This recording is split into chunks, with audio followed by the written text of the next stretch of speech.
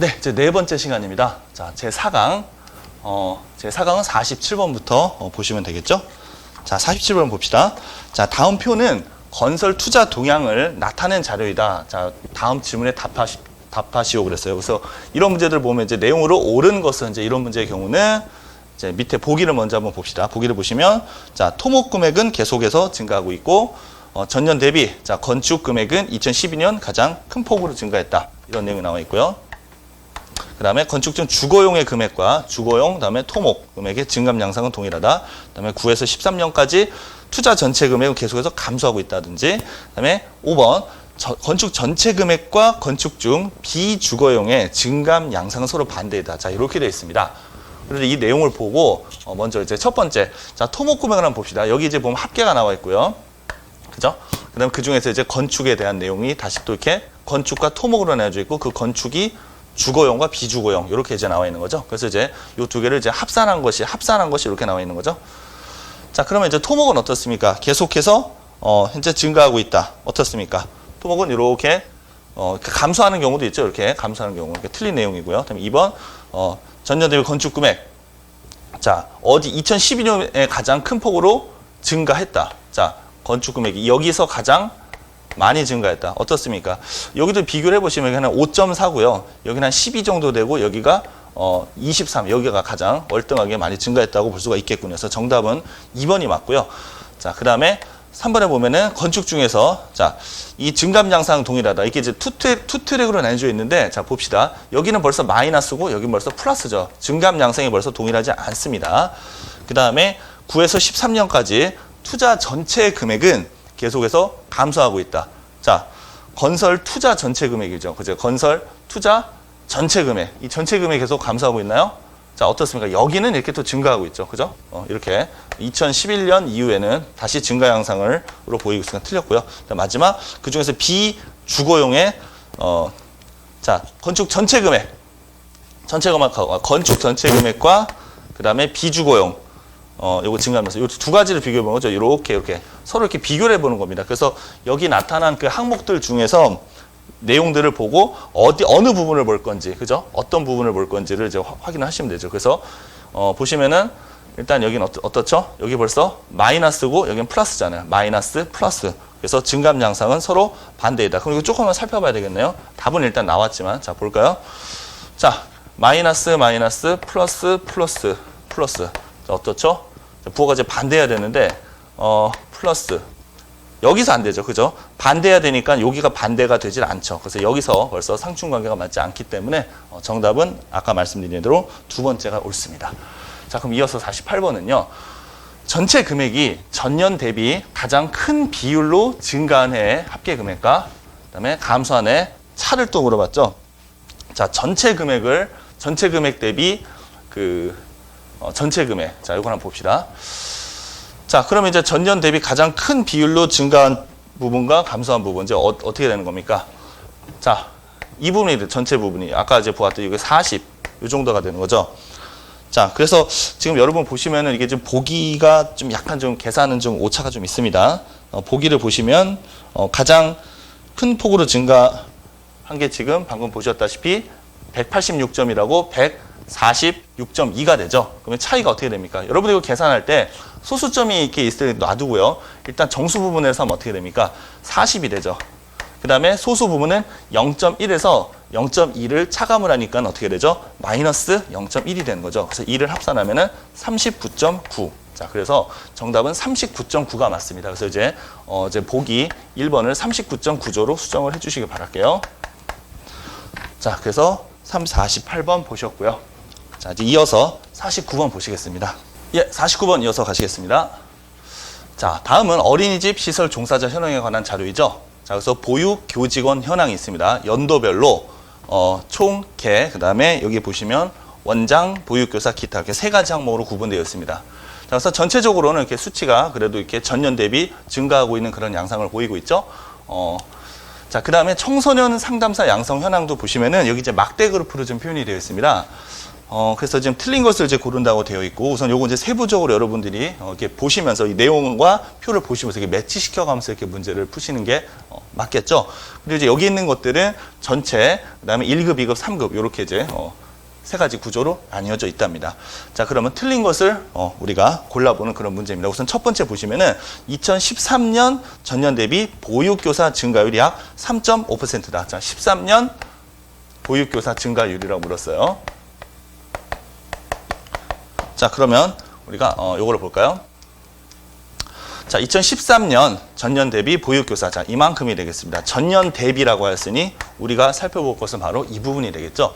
자, 그러면 여기서 이쪽으로 얼마만큼 증가했을까요? 한번 생각해 봅시다. 20만 단위에서 21만 단위로 갔으니까는 먼저 21만을 채워보세요. 21만을 채워보면 어떻게 돼요?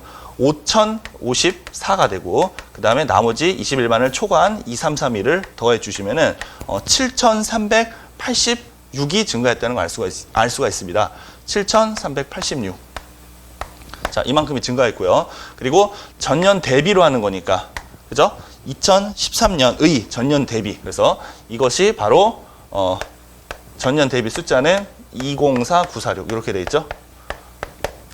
자, 물론 여러분들 이런 것들이 풀 때 이제 그 근사치를 이용해서 요건 이제 한 20만 5천 정도로 둬도 되겠고요. 요거는 7,400 정도로 둬도 뭐 크게 뭐 많은 오차는 있지는 않을 것 같습니다. 그렇게 하는 방법도 괜찮고요. 근데 우리가 이런 것들 계산할 때 직접 수치를 내가 이제 계산을 해야 되는 경우라면 좀 몰라도, 이것은 지금 아까 우리 3.5%로 예상하고 있다라고 하였으니 우리는 요 수치 대비해서 과연 3.5%가 되는지 이것을 우리가 빨리 확인을 하는 게 도움이 될 것 같아요. 자, 그러면 요거를 기준으로, 자, 요것의 1%는 얼마입니까? 1%는 2050이라고 보죠. 여기 1%에 해당되는 양이에요. 자, 그럼 3%에 해당되는 양은 6150이고요. 여기에다 0.5%를 가산해야 되니까 0.5%는 아까 1% 절반이니까 1025가 되면서, 자, 이 둘을 더해서 3.5%로 예상되는 수치가 7175. 이만큼 인원이 되는 거죠. 자, 근데 아까 우리는 7,386이라고 했죠. 자, 그러면 이렇게 물론 오차는 있는데 한번 생각을 해봅시다. 우리가 이렇게 표면적으로 보셨을 때는 지금 한 200 정도 가까이 이제 수치가 좀 그 갭이 났는데, 사실 보세요. 아까 0.5%만 해도 1000명에 해당이 됐습니다. 그러면 200명이라고 해도 여기 우리가 한 200 정도 오차가 있는데, 이 200 오차는 사실상 한 0.1%에 불과하죠. 자, 그래서 우리가 아까 예상했던 한 3.5%에서 크게 벗어나지 그쵸? 여기에서 크게 벗어나지 않기 때문에 보기 1번은 지금 틀리다고 볼 수가 없습니다. 자, 맞다고 봐야 되고요. 그 다음에 두 번째는, 자, 전체 보육 교직원 수와 보육 교사의 증감 추이. 자, 전체와 보육 교사의 증감 추이. 자, 봅시다. 자, 전체는 아까 이제 항상 증가했죠. 그 다음에 보육 교사도 잘 보세요. 그죠? 이렇게 보시면, 자, 여기 쭉 증가하고 있습니다. 2번도 별 문제가 없습니다. 그 다음에 3번에 보시면 전년도 대비 어린이집 원장의 수는, 자, 원장 수는 11년보다 12년에 더 크게 증가했다. 자, 원장 수 이쪽을 볼까요? 자, 원장 수는 2011년보다 2012년에 더 크게 증가하였다. 맞습니까? 자, 여기 보시면은 어때요? 자, 2011년에는 얼만큼 인원이 증가했죠? 한 1945명. 그 다음에 이쪽은 어떻습니까? 자, 채우세요. 454에다가.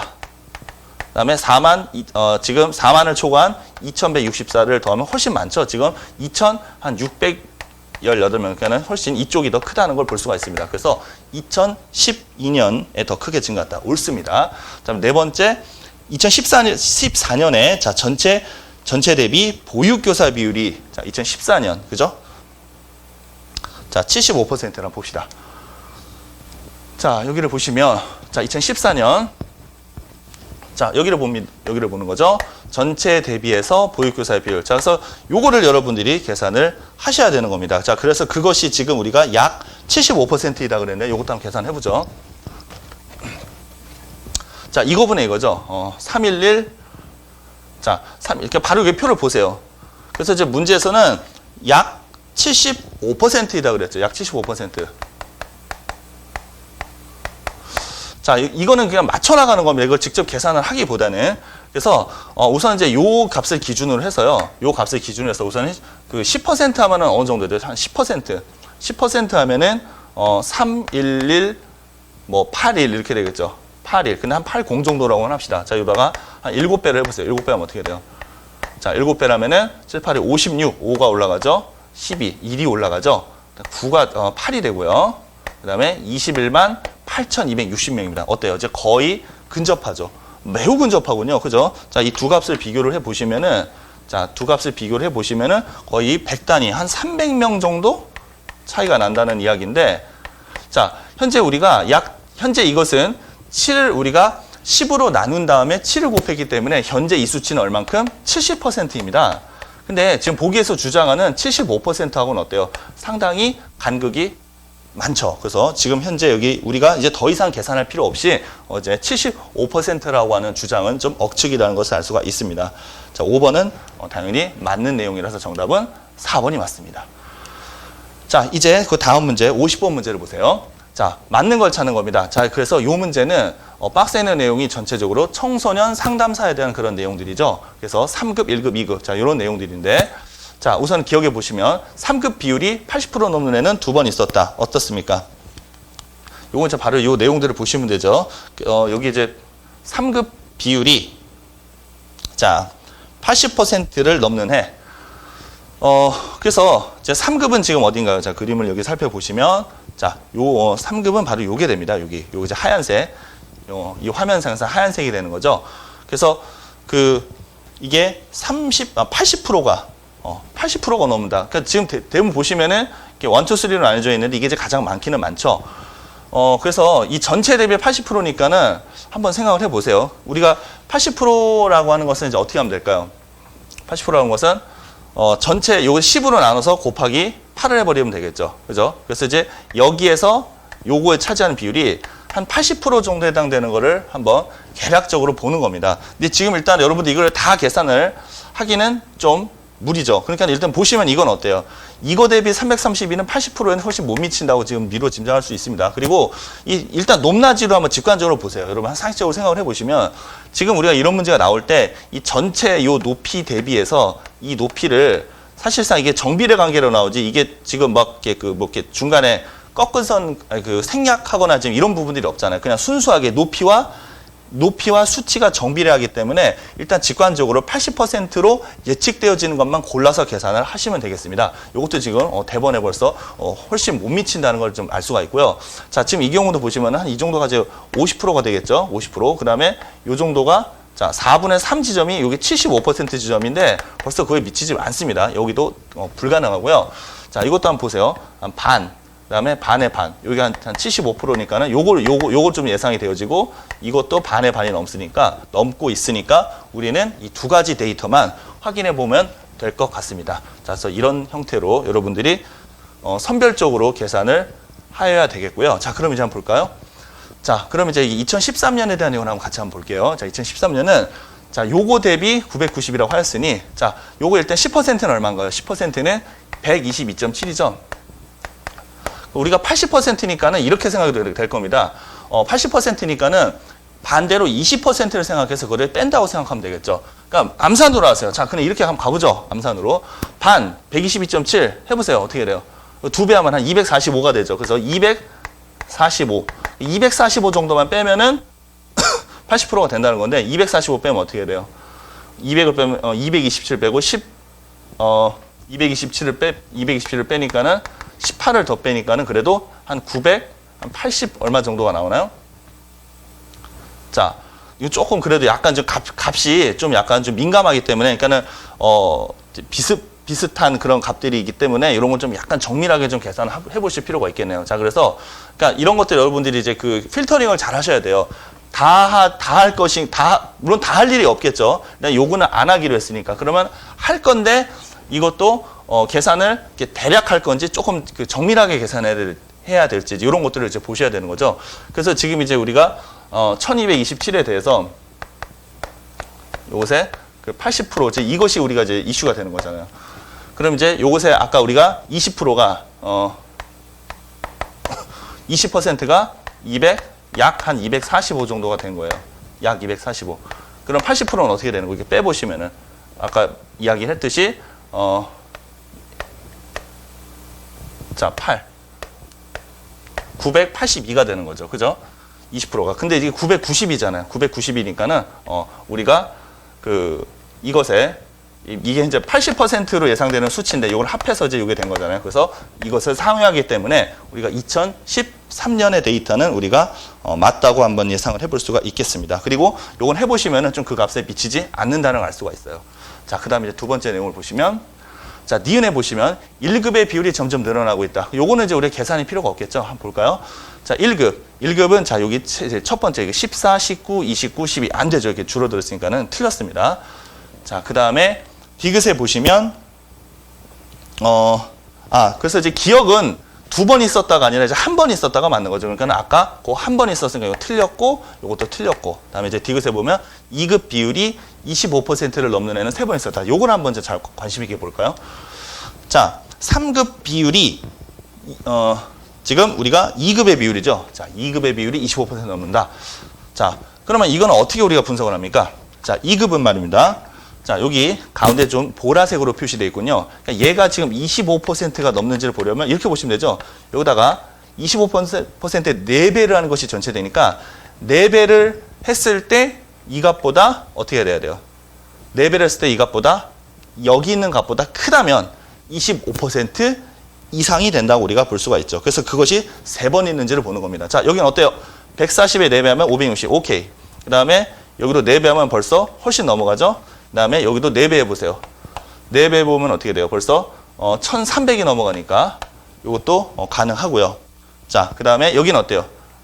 못 미치죠. 그 다음에 여기도 4배 하면은 1600 정도가 되는데 1900이니까 못 미칩니다. 그래서 토탈 우리 횟수는 3번이라는 것을 확인할 수가 있습니다. 그래서 정답은 아까 말씀드린 대로 정답 2번 디귿만 옳습니다. 네, 자 이제 51번으로 이동해 보시죠.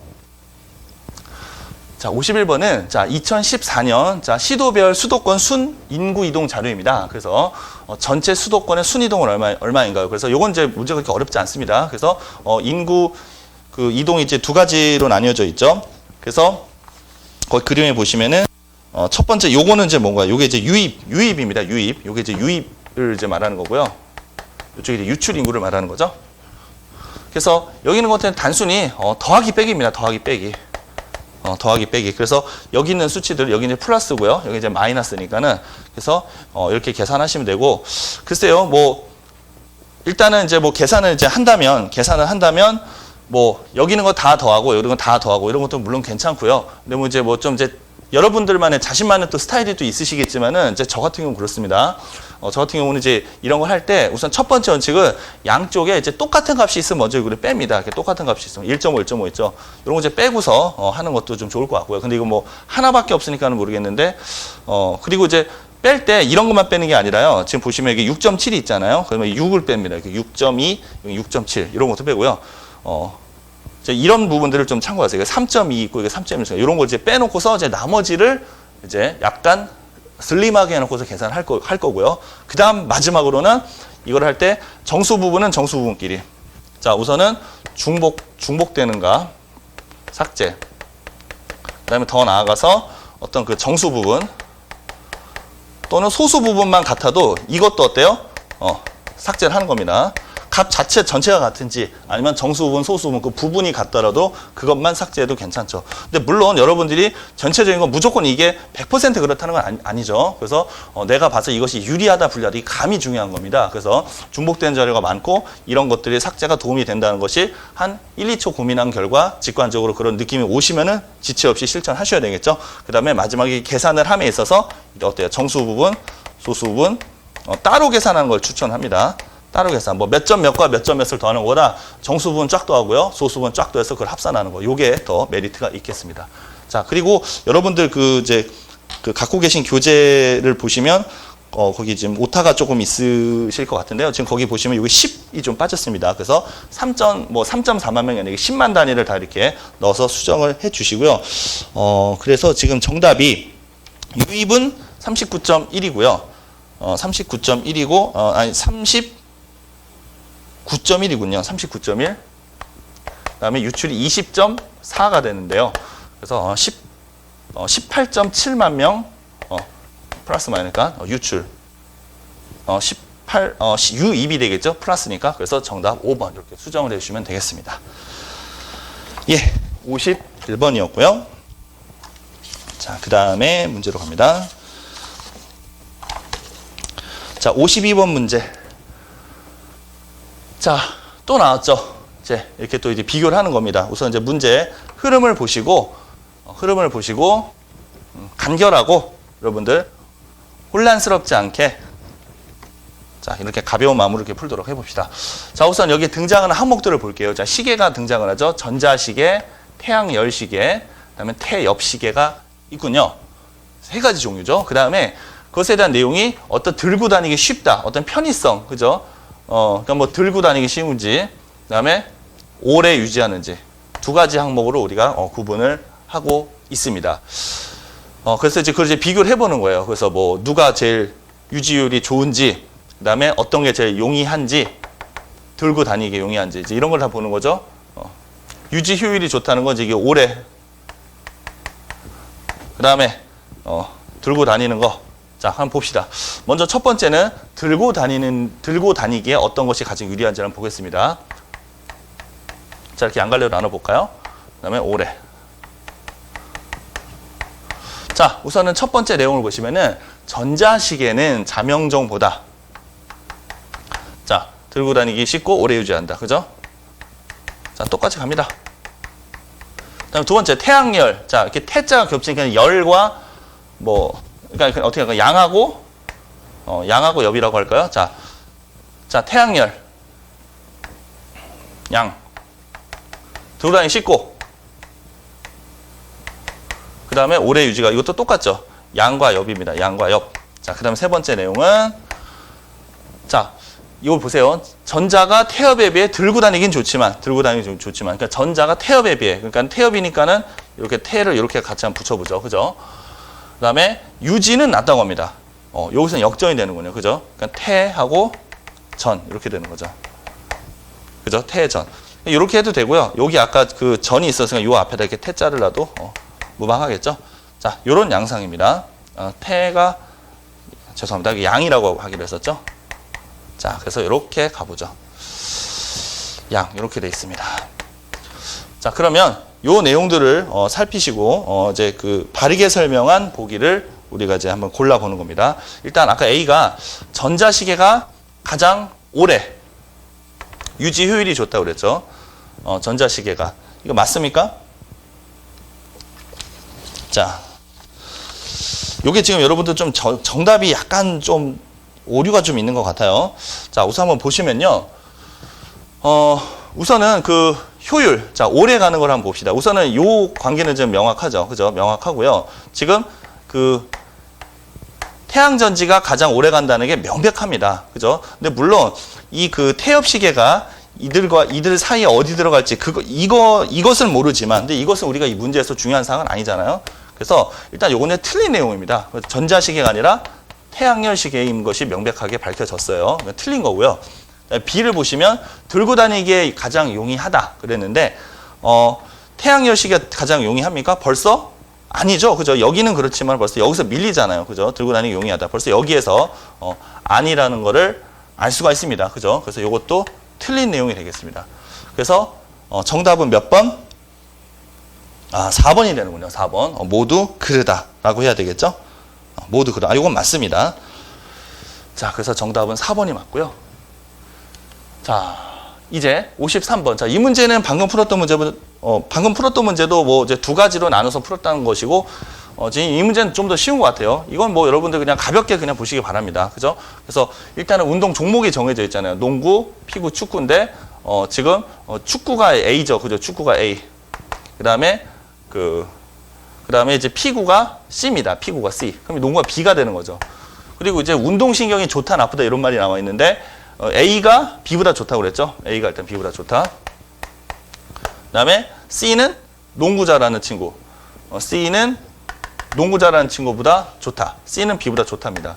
그러니까 이 내용에서 우리가 A와 C의 우열관계는 우리가 알 수가 없습니다. 그러니까 분명한 것은 B가 가장 좋지 않다. 얘만 맞는 거고요. 이것은 어때요? 옳다 그러다가 아니라 알 수가 없습니다. 자, 그래서 결국은 어떻죠? B를 제외한 답이 옳다. 그죠? B를 제외한 답이 옳다. 2번을 정답으로 하셔야 되겠습니다. 그래서 여러분들 그 교재는 아마 이게 4번이라고 되어 있는 것 같은데 그 2번으로 수정을 해주시기 바라겠습니다. 자, 그럼 이어서 54번 문제 한번 가볼게요. 네, 거기 54번과 55번은 또 이제 우리가 앞에서 우리가 다뤘던 확률에 대한 내용도 등장을 합니다. 자, 두 사원이 자 다트 내기를 했대요. 자, 명중률의 차이가 있군요. 40%고요. 이 사람은 25%입니다. 5분의 2, 4분의 1.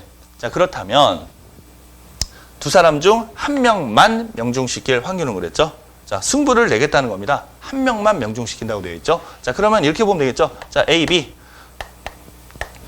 그래서 이렇게 되거나 이렇게 되는 거죠. 한 명만. 자, 그러면 계산해 봅시다. 자, 우리가 이렇게 하는 겁니다.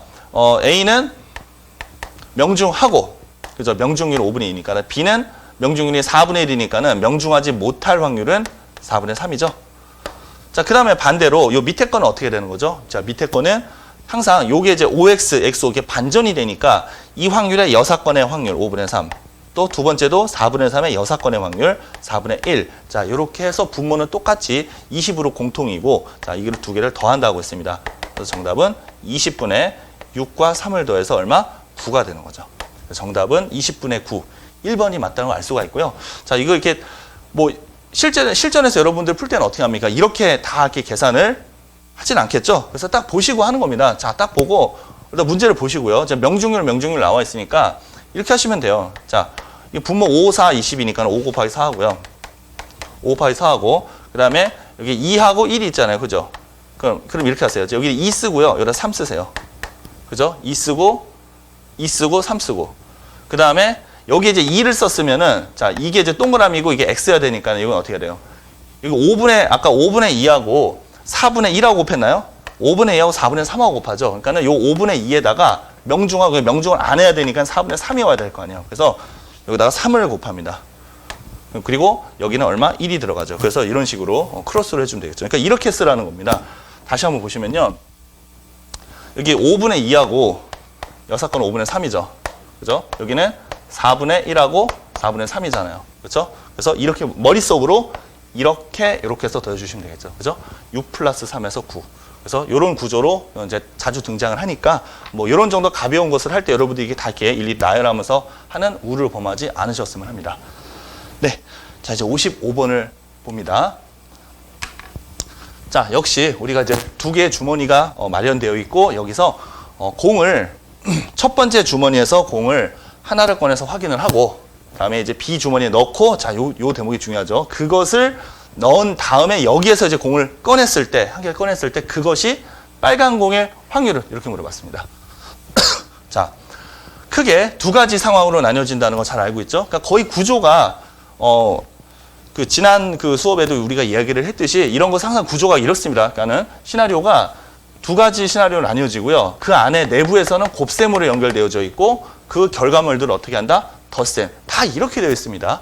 여기가 더하기, 이게 곱하기 이런 거 절대 나오지 않습니다. 여러분들 고교 과정에서 다 공부하셨잖아요. 그죠? 자, 그래서 지금 먼저 이렇게 사건이 그런 두 가지가 무엇이냐? 먼저 우리가 이제 그 A 주머니에서 꺼낸 공이 A 주머니에서 파란 공을 꺼냈을 때, 두 번째는 A 주머니에서 빨간 공을 꺼냈을 때로 나뉘어질 겁니다. 자, 그럼 파란 공을 꺼내고요. 그럼 이제 B는 환경이 어떻게 바뀌는 거죠? 자, B에는 이렇게 준비가 되어 있었는데 A에서 파란 공을 하나 여기다가 탁 집어넣으니까 어떻게 돼요? 파란 공 4개, 빨간 공 4개. 지금 이렇게 되죠? 파, 빨 이렇게 합시다. 자, 그 다음에 만약에 A에서 빨간 공을 꺼냈다고 가정을 하시면요. 그럼 B에는 어떻게 됩니까? 빨간 공이 하나가 추가되니까는 여기는 3 플러스 5. 자, 이런 상황이 될 겁니다. 자, 이렇게 두 개 시나리오로 좀 나뉘어져 있고, 이제 여기에서, 여기 B에서 뽑을 때 빨간 공을 뽑아야 한다는군요. 자, 이렇게. 자, 나왔죠? 자, 그럼 바로 들어갑시다. 자, 먼저 처음에 A 주머니에서 파란 공을 선택할 확률은 어떻게 되죠? 전체 3개 중에 2개죠. 3분의 2. 이쪽엔 3분의 1이고요. 자, 사건이 이어서 우리가 벌어지고 있습니다. 이 사건에 이어서 그대로 이 사건 이어지니까는 그것은 곱셈으로 연결하죠. 곱의 법칙. 동시에 일어나는 사건 혹은 연속적으로 일어나는 사건은 확률의 곱의 법칙. 자, 그 다음 여기서는 어떻습니까? 자, 전체 8개 공에서 빨간 공이 4개니까 어때요? 2분의 1이 되는 거죠. 그래서 답은 3분의 1이 되고, 그 다음 이쪽에서는 8분의 3이 됩니다. 역시 약분이 되는군요. 그래서 8분의 1. 그래서 이 두 개를 어떻게 한다고 했죠? 덧셈. 그래서 최종 정답은 여기 3분의 1과 8분의 1을 더해서, 자, 통분하면은 24분의 어떻게 되죠? 그냥 통분하니까는 분모끼리 그 고스란히 더해서 24분의 11. 2번이 옳습니다. 자, 이런 문제도 여러분 정광석화처럼 빨리 푸시되 하지만 실수를 용납할 수가 없죠. 정확하게 풀 수 있으셔야 됩니다. 자, 55번 살폈고요. 자, 네, 이제 56번 문제. 우리가 또 이제 앞에서도 나왔지만은, 자, 이 수학 분석에 대해서도 한번 보려고 합니다. 자, 우리 앞에서도 풀었던 내용에 보시면 이게 순서대로, 예? 강점, 약점, 뭐 기회, 뭐 위험 요소 이런 것들이 이 지문의 순서대로 나오는 건 아니죠. 순서대로 나오는 건 아니고, 이제 보시면은 전체적인 그 지문이 한 요 정도, 그죠? 내용이고, 그리고 이제 여기 이제 5가지 내용이 있는데요. 일단은 이제 여기 있는 내용들을 이렇게 가볍게 보시고 하는 게 훨씬 더 좀 이렇게 도움이 된다. 이런 거 잘 알고 계십니다. 자, 그래서 내용을 한번 간단히 보시죠. 자, 전력 생산이 남부지방에 치중되어 있는 거. 자, 남부지방. 그죠? 약점이다. 자, 그 다음에 뭐 축적된 기술력. 그 다음에 지정학적으로 고립되어 있다. 이거 위기다. 그죠? 그 다음에 송변전 사업, 진도 제주. 그죠? 요거 보시고요. 네, 마지막은 우리나라 전력 독점 공급. 독점 공급. 자, 뭐 대략 한 이런 정도 키워드를 일단은 살짝 캐치를 하시고 이제 지문으로 들어가십니다. 자, 보세요. 자, 지정학적으로 고립되어 있고요. 자, 불가능하면 생산은 남부지방, 소비는 수도권 지역에 편중돼서 장거리 수송이 필수적인 특징이다. 그래서 다중 환상망 형식의 신뢰도 높은 송배전 계통 구축하고 있고요. 자, 도심 지나가는 지중송료 설비는 시스템을 운전하고 있으며 축적된 기술력 나오죠. 높은 효율에 운영하고 있다. 자, 그래서 뭐 이렇게 수치는 현재 여기서 수치가 문제가 되었나요? 수치는 별로 문제가 되지 않죠. 이런 거 넘어가세요. 자, 그래서 송전 개통 전압을 미래에도 지속적으로 뭐 이렇게 공급하겠다는 목표로 최적화된 뭐 설비 계획을 세워서 미래 기간망 뭐 이렇게 숫자 또 나옵니다. 단계적으로 구축하고 있다. 어떤 긍정적인 어떤 장점들에 해당되는 내용입니다. 자, 그리고 또 2010년 있고요. 뭐 완료했고, 자, 그 다음에 이제 뭐 감소, 뭐 효율성 증진하고, 그 다음에 수도권 뭐 증대에 따른 전력 개통 신뢰도 향상을 위해서 뭐 컨덴서 설치하고, 자, 여기 마지막, 자, 진도 제주 나오는군요. 진도 제주간 제2 연계선 해저 케이블 및 변환소 에서 진행 중에 있다. 아직 뭐 이제 다 끝난 건 아니고요. 진행 중에 있다. 이런 내용들이죠. 자, 그러면 이제 아까 이 내용들을 다시 한번 봅니다. 자, 일단은 여러분들 거기 일단 이 지문을 보면서 하겠습니다. 자, 우선 먼저 1번 어떻죠? 전력 생산이 아까 남부지방 그 약점으로 극복해야 될 문제. 이거 맞습니다. 그죠? 지정학적으로 이제 고립되어 있고요. 그 다음에 2번 축적된 기술력 적극 투자에 대한 맞고요. 3번 한국이 고립되어 있는 것은 아까 위기 요소로 파악해야 된다. 그렇죠?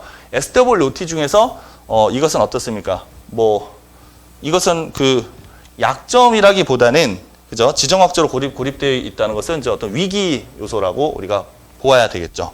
그 다음에 4번에 보면은 기회죠, 기회. opportunity가 되겠죠? 이거는 맞고요. 그 다음에 5번에 보시면 독점적으로 공급한다. 자, 이 독점적으로 공급함으로써 뭐 강점이 있다. 독점 공급으로서 이게 장점이다. 이걸 내세울 수 있는 부분입니까? 물론 뭐 이렇게 어느 정도 뭐 이렇게 또 여러분들의 생각이 또 이렇게 넓게 할 수 있지만 중요한 것은 이 자료에 대한 내용을 보고 판단하셔야 됩니다. 그죠? 이 오타가 하나 있습니다. 자료를 보고인데 이 자료를 보시고 그 안에 있는 내용만 갖고 여러분들 판단하셔야 되기 때문에 정답은 5번이 맞습니다. 네, 자 이제 57번 문제. 자, 이 문제는 좀 쉽죠. 앞에서 했던 뭐 이렇게 가리는 문제보다 항상 구조가 지금 어떤 문제들이 많이 나왔죠? 이게 보시면 구조가 명백하게 이 박스 안에 있는 내용을 가지고 뭐다 해서 딱딱딱 논리적으로 이 단 한 가지야 이런 경우가 많지가 않습니다. 그죠? 여러 개 항목 중에서 어떤 것들은 맞고요, 어떤 것들은 알 수가 없다 이런 것들이 있죠. 여러 가지 가능성이 있다. 그래서 그런 가능성을 또 몇 가지인지를 직설적으로도 물어보는 문제들도 있었습니다. 자, 그래서 현재 여기 있는 이 문제 같은 경우는 뭐 축제 A, B, C, D 그래서 이제 늘어나는 시점이고요. 이것은 현재 서열관계가 명확하게 나오죠. 그래서 C, D, A, B. 그래서 이제 가장 빨리 시작된다. D는 선택권이 많다. 그렇지 않습니다. 이거를 보시면은 단 한 가지로 결정되니까 여러분들이 충분히 해결이 가능하시다고 봅니다. 자, 이제 58번을 보시죠. 자, 보시면 자. 이렇게 보시면은 자 이게 그 거래처 직원과 새로운 신규 사업 관련해서 점심 식사를 하시는데요. 지금 식사 마치고 자 표정이 좋지 않대요. 거래처 직원의 이게 뭔가 이 비즈니스 매너와 그 어긋난 부분이 무엇일까요? 자 1번을 보시면 오른손에 든 가방을 왼손으로 이렇게 바꿔서 악수를 정중히 했습니다. 이거는 전혀 문제가 없습니다. 자리에서 앉아서 한 게 아니죠. 일어서 잘 한 내용이고 명함 받고 바로 넣었다. 자, 이게 좀 문제가 되는군요. 그죠? 제 명함을 보시고 이렇게 한번 살피시고 그 다음에 넣으셔야 되겠죠? 이 부분이 문제가 되고요. 자신의 명함을 바로 그냥 당연히 예절에 맞고요. 자리에서 일어서 두 손을 받았다. 자, 어렵지 않게 정답 3번이 맞습니다. 네, 이제 59번 한번 보시죠. 자, 귀하는 점심시간에 우연히 만난 타 회사의 관계자와 같은 팀 신입사원을 소개하려고 합니다. 자, 같은 팀 신입사원을 소개를 하는 거예요. 자, 어긋난 행동을 고르자. 이렇게 물었죠. 자, 한번 이 내용을 한번 보시죠. 자, 귀하가, 자, 누구씨, 이분은, 김 과장님입니다. 그 다음에, 과장님, 저희 팀 신입사원 모입니다. 자, 여기서 문제가 되죠. 그러니까 지금, 현재 이제 이 모모 씨라고 하는 이분이, 이 사람이 신입사원이죠. 여기 이제 과장님이죠. 우리가 통상 이렇게 비즈니스 상에서, 이렇게, 직급이 높으신 분이 있으면은 이 분한테 먼저 일단은 말씀을 하는 겁니다. 그러니까 이 분을 먼저 호칭을 하고 신입사원 누구누구 씨입니다. 이 말을 먼저 하는 게 옳겠죠. 자, 따라서 이건 답이 이제 벌써 대본에 나오네요. 자, 그래서 결국은 자, 이 처음에 이 문제 주인공 이 사람이 한 요 대목을 어디로 이제 이동을 해야 될까요? 자, 그래서 먼저 과장님 신입사원입니다. 그리고 신입사원이 안녕하십니까? 이 뭐뭐입니다. 이 뭐뭐입니다. 자, 하고서 안녕하세요 비사의 뭐뭐입니다. 그러면 이제 요 정도에 이렇게 넣어주시면 되겠죠. 그러면 이제 일단은 이제 이 신입사원하고 그 과장님하고 일단은 이제 잘 모르는 상태지만 일단은 서로 이제 일단 말을 한 마디씩 튼 거죠. 그랬을 때 이제 귀하가 이제 모모 씨 이분은 김 과장님이십니다. 자, 이렇게 내용을 하는 게 대화 흐름상 좀 자연스럽지 않나 싶습니다. 자, 그래서 거기 이제 보기에 보시면 정답이 그래서 1번이 맞죠? 자신이 속해 있는 회사의 직원을 타사 직원에게 먼저 소개하지 않았다. 정답 맞습니다. 네, 60번을 한번 보시죠. 자, 직업윤리. 자, 직업윤리에 반하는 것을 고르는 거죠. 자, 이건 상식적으로 여러분들 그냥 바로 맞출 수 있는 그런 문제입니다. 정답 몇 번인가요? 뭐 회식 장소 정하기에서 지인들로부터 음식점을 추천받았다. 다음에 옆자리 뭐 간식을 몰래 꺼내 먹었다. 이거 참 좋지 않군요. 자, 하지만 이제 우리가 이제 문제에서 정확하게 요구하는 내용에 대한 답변이어야 하기에 자, 직업 윤리에 반하느냐, 그죠? 각자 직업 종사는 과정에서 요구된 특수한 어떤 윤리 규범이라고 합니다. 그죠? 윤리 규범.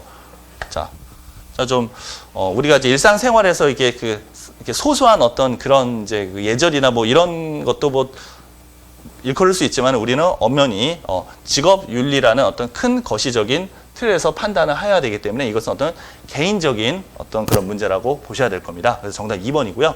자, 뭐 회식 후 법인카드를 써서 계산했다. 문제 없고, 그 다음에 자, 이것도 당연히 윤리 그 규범, 직업윤리에 해당이 되는 거죠. 그 다음에 이것도 직업윤리를 직업윤리의 어떤 부적절한 직업윤리에 해당되는 그런 부분이겠습니다. 잠깐, 죄송합니다. 자, 요게 지금 답이 반하는 것을 고르는 거죠. 반하는 것. 직업윤리에 반하는 것. 죄송합니다. 직업윤리에 해당되지 않는 걸 고르는 게 아니라. 그래서 지금, 이거는 잘한 거죠. 잘한 거죠. 그래서 이런 것도 뭐 문제가 없죠. 문제가 없는 거고. 근데 이제 직업윤리상 이제 해당이 되는 거고, 이거는 직업윤리에 반하는 겁니다. 그러니까 이거는 그 직업윤리하고 상관이 없다는 얘기죠. 그러니까 이제 그 논점이 좀 말이 좀 와져야 되는데 직업윤리와 관계가 없다는 것이고 우리는 직업윤리에 반하는 거. 그러니까는 이 5번의 행위가 직업윤리에 반한다. 이렇게 답변을 하셔야 되겠습니다. 자, 60번 보셨고요. 네, 자 이제 61번 문제입니다. 본 강의 이제 마지막 문제가 되겠는데요. 자, 다음은 워드 프로세서를 써서 자 문서 일부이다. 자, 보기 1의 내용을 자 보기 2의 내용으로 변경하고자 합니다. 워드 프로세서 어떤 기능을 이용해야 하는지 알맞게 짝지어진 것은 볼까요? 자, 뭐 경력직 채용 안내문이 있고요. 자, 우선은 여기 보시면 자 보기 1과 보기 2의 내용이 크게 다르지 않습니다. 자, 여기 보시면은 보기 1에 있었던 자, 요 부분 있죠. 채용 홈페이지. 자, 요 그 웹사이트 주소가 요렇게 처리가 되고 많이 보셨죠? 자, 그리고 밑에 공고. 자, 여기 맨 위에 이렇게 공고 요 내용을 경력직 채용 안내문 요것을 이런 식으로 따로 밑에다가 주석을 달아 놓았습니다. 자, 그러면 이것에 해당되는 내용은 무엇일까요? 자, 정답 쉽게 나오죠? 정답은 하이퍼링크고요. 요 이제 이것은 바로 캡션 달기가 되겠죠. 그래서 우리가 이제 하이퍼링크 같은 경우는 이제 링크할 그 사이트로 누르면 바로 이동을 하죠. 그래서 여러분 잘 아시다시피 맨 처음에 이제 요거를 이제 세팅을 하면 자, 요 화면 한번 볼까요? 자, 하나 캡처를 했는데요. 자, 이렇게 보시면 이렇게 그 입력 탭에 보시면 이렇게 쭉 나와 있습니다. 여기 이제 보시면 캡션 넣기 있고요. 그 다음에 하이퍼링크 여기 자 이쪽 아래쪽 하단에 있죠. 물론 여러분들이 이거 많이 이제 사용하신 분들은 이제 저 같은 경우도 이제 자주 사용하는데 이게 뭐 이렇게 단축키 같은 거 자주 쓰시는 분들은 이렇게 단축키 같은 거를 유용하게 알아두시면 좀 더 작업의 효율성이 제고가 되겠죠. 자, 그래서 이렇게 하이퍼링크를 통해서 이렇게 하면 맨 처음에 어때요? 이제 파란색으로 나오고 그다음에 그것 한번 클릭해서 그 사이트를 방문한 어떤 그 기록이 이제 있다. 그러면 그것이 보라색으로 바뀌는 거 잘 알고 계시죠? 자, 그리고 이제 우리가 이런 것들을 왜 캡션 달기는 왜 합니까? 이게 저도 개인적으로 많이 이용을 하는데 이를테면은 자, 만약에 이제 요 어떤 개체나 표, 그림 이런 것들을 이동할 때 그것에 대한 주석문까지 같이 이제 이동을 해야 되는 경우도 있잖아요. 그러니까 이것 따로 하면 이제 번거로우니까는. 그러니까 만약에 내가 이 표, 그림, 수식 뭐 이런 것들을 그 이동을 할 때 같이 꼭 이동해야 되는 항목이 있다면 이것을 반드시 캡션을 설정을 하셔서 이것도 위치 설정 가능하시죠? 뭐 정렬 가능합니다. 여러분들 이건 다 해보셨으리라 보고 정답은 충분히 5번이라는 것을 쉽게 아실 수가 있었을 겁니다. 자, 이번 강의도 수고하셨습니다.